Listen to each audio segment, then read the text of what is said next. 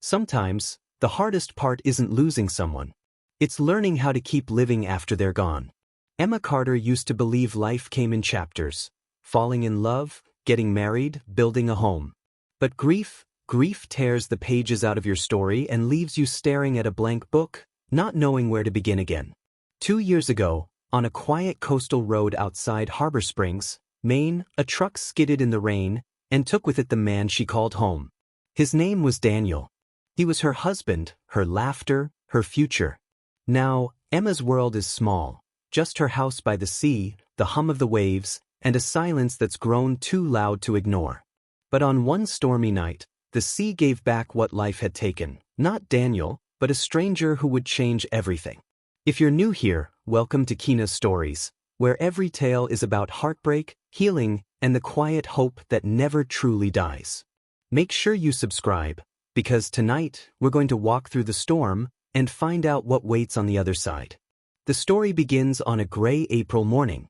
Emma Carter stood barefoot on her porch, a mug of coffee warming her trembling hands. The air smelled like salt and rain, and the ocean moved slow and heavy, as if mourning with her. The town of Harbor Springs was small, one of those postcard-perfect towns tourists love in the summer but forget in the cold months. White boats bobbed in the harbor, and gulls cried over the water, their voices lonely echoes. Emma's house sat at the edge of the town, near the cliffs. It had once been full of laughter, Daniel's laughter, especially. He was a teacher at the local high school, the kind of man who remembered everyone's name and believed in happy endings. He'd proposed to Emma right on that porch, 6 years ago, under a streak of orange sunset. Now, that porch was cracked and fading, much like her heart. She still set 2 plates on the table some mornings. Old habits die slow when love used to fill every space you live in. Everywhere in town, people tried to help her move on. They brought food, invited her to church, left flowers on her doorstep. But grief doesn't like company. It wants silence. So Emma retreated into her house, her books, her memories. Her best friend, Grace Holloway, stopped by once a week, always with a casserole and a tired smile. Grace meant well, but she had a husband and 3 kids. Emma couldn't stand being reminded of what she'd lost. That's the cruel thing about grief. It doesn't just take the person you love. It takes parts of you you'll never get back. At night, she couldn't sleep. She'd sit by the window watching the sea, wondering if Daniel was out there somewhere, beyond the waves, beyond the pain. It was during one of those nights that the storm came. The wind began before midnight, soft at first, then growing louder, wilder. Rain lashed the windows. The power flickered, then died. Emma lit candles and curled up on the couch with her blanket, listening to the thunder roll. Somewhere in that chaos, she thought she heard something else, a distant crash, like wood splintering. When the storm finally quieted by dawn, the world outside looked bruised, branches everywhere, the beach littered with debris. She almost didn't notice it at first, a piece of broken wood wedged in the rocks below her yard. Then she saw movement. A man. Soaked, bruised, half-conscious. His boat shattered on the shore. She ran outside barefoot, rain still dripping from the roof, her heart pounding. The man's eyes flickered open as she knelt beside him. He was in his 40s, maybe older, with salt and pepper hair and a face worn by sun and sorrow. He whispered something she couldn't hear. Then he passed out. Emma dragged him up with all her strength, calling for help that never came, her voice lost in the wind. She got him inside, wrapped him in blankets, and called the local doctor. His name was Jack Turner, the doctor later said. A carpenter from Boston, traveling alone. His sailboat had gone off course in the storm. When Jack woke up hours later, his voice was rough like sandpaper. He thanked her, tried to sit up. But the look in his eyes, tired, distant, broken, made her heart ache in a way she hadn't felt in years. He told her he'd been on the water for days, heading north to escape, well, everything. He didn't say what everything meant. And Emma didn't ask, because she recognized that look, the look of someone who'd lost too much. Sometimes, 2 broken souls recognize each other before they ever say a word. And that morning, as the sea glittered under a weak sun, Emma realized, maybe the storm hadn't come to destroy. Maybe it came to deliver something she didn't know she needed. Jack stayed for a few days to recover. He offered to pay, but Emma refused. Instead, he insisted on helping her fix the broken porch, the same porch Daniel had once promised to repaint. He worked slowly, carefully, often in silence. The sound of his hammering filled the spaces that had once been too quiet. He wasn't the talkative kind. But every now and then he'd share small pieces of himself, how he used to build wooden boats with his father, how he once had a wife named Laura, how cancer had taken her 5 years earlier.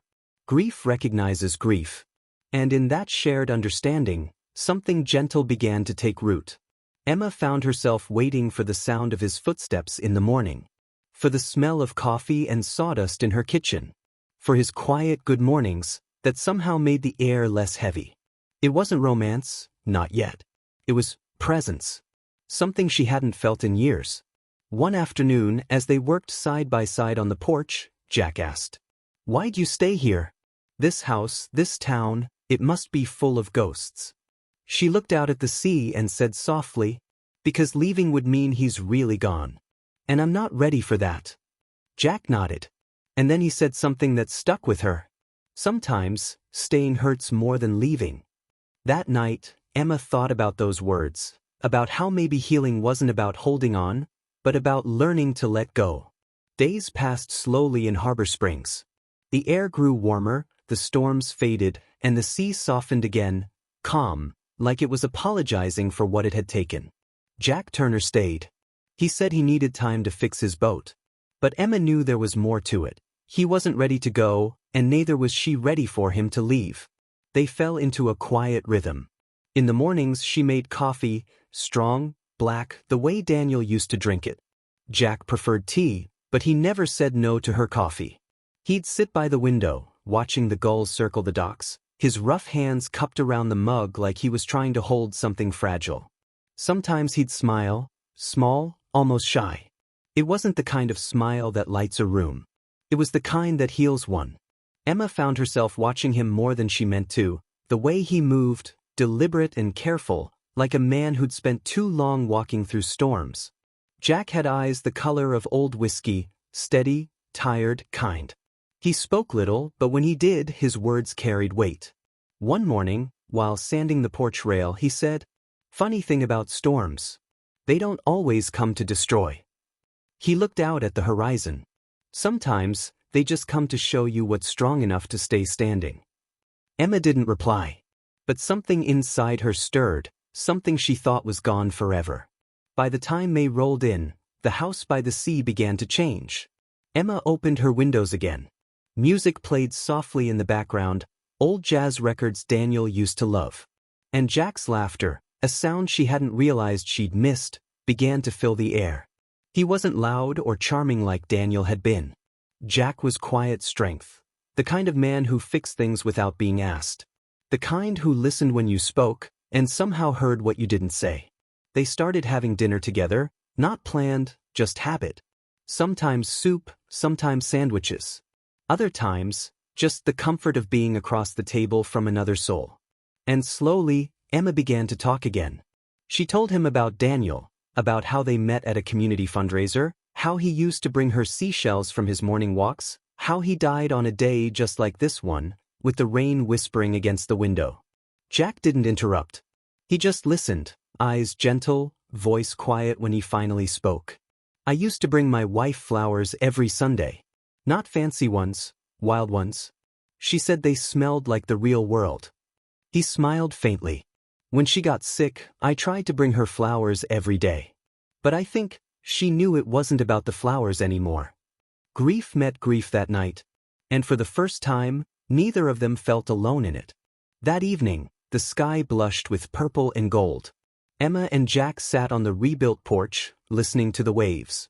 The air was thick with unspoken words. Emma's heart fluttered, unsure if it was guilt or longing. The narrator's tone deepens. Love after loss isn't a flame that reignites easily. It's fragile, trembling, a flicker that fears the wind. Jack turned to her and said, "You don't talk much about the future." She smiled faintly. "I stopped planning it." Then, after a long silence, she whispered, "Do you?" He looked out toward the horizon, where the last light melted into the sea. I used to. Then life reminded me that plans don't always listen. A soft breeze brushed past them.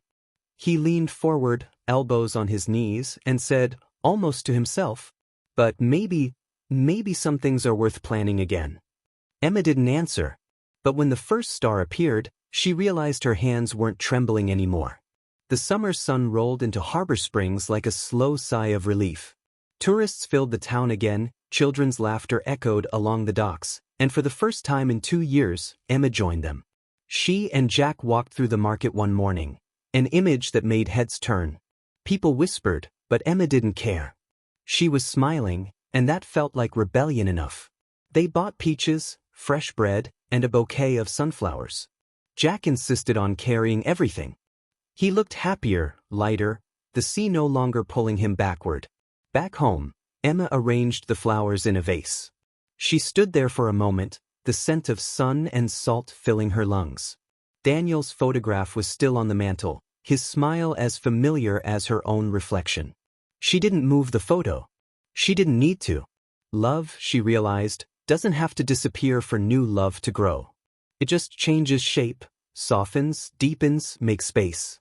Sometimes, moving on isn't about letting go of the past. It's about learning to carry it with you, gently, without breaking. But healing isn't a straight road. One evening, Emma found a note on the kitchen table. Jack's handwriting, neat and careful. Went to the docks to check the boat. Be back soon. Hours passed. The sun went down. The waves grew restless. And fear, that old, familiar ghost, crept back into her chest. She drove to the docks, rain starting to fall again, heart pounding like thunder. And there he was, standing by his boat, soaked, and staring out into the endless gray. When she called his name, he turned, eyes wet not from rain but something deeper. I thought I could leave, he said. I thought I was ready. But the truth is, I don't know who I am without the running. She stepped closer, voice trembling. You don't have to run here. He looked at her, truly looked. Maybe not. But I'm afraid, if I stay, I'll lose her all over again.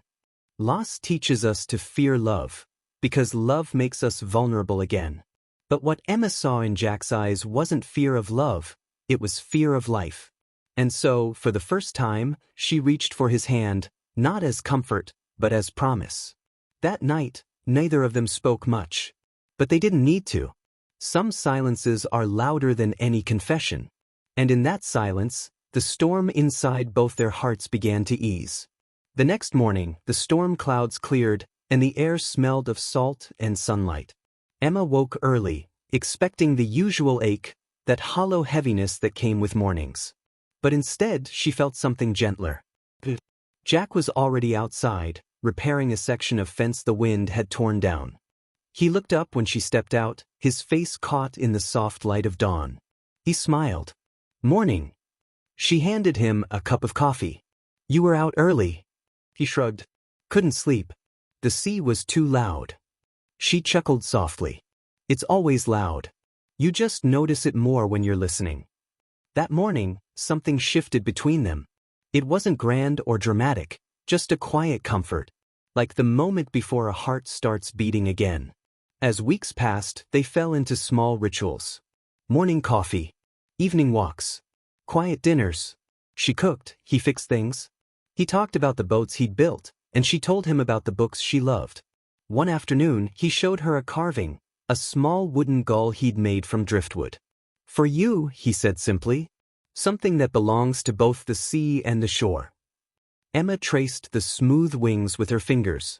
It's beautiful. Sometimes love doesn't arrive with fireworks. Sometimes it comes as a whisper, steady, patient, waiting for you to be ready. Summer deepened. The air grew heavy with the smell of rain and roses. One afternoon, while cleaning, Emma opened a drawer she hadn't touched in years. Inside were Daniel's old letters. Small, folded notes he used to leave her before work. Don't forget to eat. Meet me at the pier at sunset. I love you, even when you steal the covers. Her throat tightened. The memories came rushing back, tender and sharp. She sat there on the floor, reading each one as tears ran silently down her cheeks. She didn't hear Jack come in. He knelt beside her, eyes soft with understanding. "You don't have to hide this," he said gently. "You loved him." Emma looked up. "I still do." Jack nodded. "Good. You should." He didn't flinch, didn't turn away from her pain. And in that moment, Emma realized something she'd never known. That love doesn't erase love. It expands it. A week later, Emma received a letter in the mail, a thick envelope from Daniel's mother, whom she hadn't spoken to since the funeral. Inside was a single page, written in a shaky hand. "Emma, I've been keeping something of Daniel's. I think you should have it now. He wrote it months before the accident, said it was just in case. I didn't have the heart to send it before. Maybe now you're ready." Her hands trembled as she unfolded the paper. Daniel's handwriting. So familiar, it made her breath catch. "My dearest Em, if you're reading this, it means life did what it always does, move too fast. Don't live in the past, okay? Don't let our love be a cage. Find the sea again. Find laughter. Find someone who listens the way the ocean does, endlessly, without judgment. And when you do, let him love you. You'll know when it's time." She sat there for hours, the letter trembling in her hands, until the tears turned to quiet. Outside, the wind moved softly through the trees, like Daniel's whisper, telling her it was okay. That night, Emma walked to the porch, letter in hand. Jack was there, carving another piece of wood under the dim porch light. Without saying anything, she handed him the letter. He read it slowly, carefully, then folded it back and gave it to her. "You were right," she said, her voice breaking. "Sometimes storms don't destroy. They clear the way." He looked at her, eyes full of everything he couldn't say. And in that silence, she leaned forward and kissed him. It wasn't perfect. It wasn't polished. But it was real.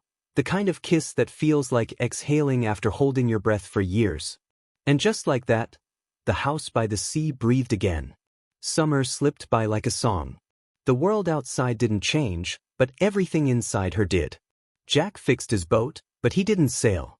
He started helping around town, repairing docks, mending windows, talking to people. The locals grew used to seeing him beside Emma, laughing again, rebuilding pieces of her life one small task at a time. They'd walk to the pier every Sunday evening, the same pier where Daniel used to wait with flowers. But now, the memory didn't ache. It glowed. Love layered upon love, past and present sharing the same sunset. Sometimes, they'd sit in silence, hands intertwined, hearts quiet but full. Other times, they'd talk for hours, about the future, about maybe building a small workshop together. And for the first time in years, Emma used the word, someday. Healing doesn't happen in an instant. It happens in moments, small, ordinary moments that whisper, "You made it. You're still here." But peace never stays untouched. One crisp September morning, Jack received a letter of his own, from a shipyard in Boston. They needed a master carpenter for a restoration project. It was a once-in-a-lifetime opportunity. Emma watched as he read it, saw the storm gather behind his eyes. "You should go," she said softly. He looked at her, almost startled. "You think so?" She nodded. "The sea gave you back to life, Jack. Don't turn your back on it." He laughed quietly, shaking his head. "You sound like you're trying to convince yourself." Maybe she was. Love sometimes means letting go. And for Emma, who had once lost everything, the thought of losing again felt unbearable. Still she smiled. "Go. But promise me you'll come back." He reached for her hand, eyes steady. "I'll come back if you're here to come back to." That night, Emma stood on the porch, watching the tide come in. The same sea that had taken Daniel was now taking Jack. But this time, she didn't beg it not to. Because love, real love, doesn't chain people. It gives them wings. When Jack left Harbor Springs, the house grew quiet again. Not the same hollow quiet that used to follow Emma before. This one was softer, full of memories instead of ghosts. She still made 2 cups of coffee in the morning, one for him, one for herself. She still stood on the porch at dusk, listening to the waves. But now, she didn't feel alone. He had left pieces of himself everywhere. In the porch he rebuilt, the gull he carved, and the laughter he brought back to her home. Days became weeks and weeks became months. Letters came at first, from Boston, full of sketches of old boats, sawdust, and salt. But then the letters stopped. The sea was unpredictable. And so was life. Winter arrived early that year. Snow fell heavy over Harbor Springs, turning the sea into steel. Emma spent the holidays alone, though she didn't feel lonely. She started teaching creative writing at the local community center, small classes filled with laughter and stories. Her students said her voice could make even silence sound like poetry. They didn't know she was simply telling her own story over and over again, disguised in fiction. Sometimes, we heal by teaching others how to tell their truth. One evening, she received a parcel at her door, no return address, only her name written in familiar handwriting. Inside, wrapped in old newspaper, was a carved wooden heart, smooth, with her initials and his carved inside. Attached was a note. "The sea kept me longer than I planned. But I'm coming home. J." Her breath caught. It had been nearly a year. She read the note again and again until the ink blurred under her tears. Spring came quietly. The snow melted, and with it, the ache inside her chest. One morning, she walked down to the pier, a place she had avoided all winter. The air smelled of rain and beginnings. The waves rolled gently against the shore, whispering secrets to anyone willing to listen. And there, at the far end of the dock, stood Jack. He was older now, not by years, but by distance. Sun-worn skin, tired eyes, a small scar at his temple she'd never seen before. But his smile was the same. Emma froze, the world going still. Jack took a step forward, then another, until he stood right in front of her. "I told you I'd come back," he said softly. She wanted to speak, but words caught in her throat. All she could do was reach out, her fingers trembling as they touched his face, as if to confirm he was real. Some storms don't take people away. Sometimes they bring them home. Jack stayed. Not for a season this time, but for good. They opened a small shop together by the docks, Carter and Turner Woodworks. Locals loved it, the scent of cedar and coffee filling the air, the sound of laughter spilling into the street. On quiet afternoons, Emma would write while Jack carved. He'd hum old sea shanties while she told stories of the town's forgotten loves. And somehow, it all fit, two lives stitched together by time, pain, and the gentle patience of the sea. Narrator, slow, warm tone. Healing wasn't about forgetting Daniel. It was about honoring him by living again. Because love, real love, isn't a single story, it's a series of chapters, each one teaching you how to breathe again. Years later, on a summer morning, Emma stood on that same porch, the one Jack rebuilt, watching the sunrise. The gull he carved still hung above the door, wings outstretched, facing the sea. Jack stepped outside, wrapping his arm around her. The air smelled of lilac and salt, the scent of home. "Funny," she said softly, "I used to think the sea took everything from me." Jack smiled. "Maybe it just gave you time to find me." And as the waves kissed the shore, Emma realized that life had come full circle. The storm hadn't broken her. It had remade her. We all lose something in life. A person, a dream, a piece of ourselves. But if you're patient, if you keep your heart open long enough, the world will return what was meant for you. Maybe not the same way you lost it, but gentler, wiser, better. After the storm always comes the calm. And sometimes the calm brings you home. If this story touched your heart, don't forget to subscribe to Kina's Stories, where every tale is a journey through heartbreak, healing, and hope. Your next favorite story is waiting, right after this one.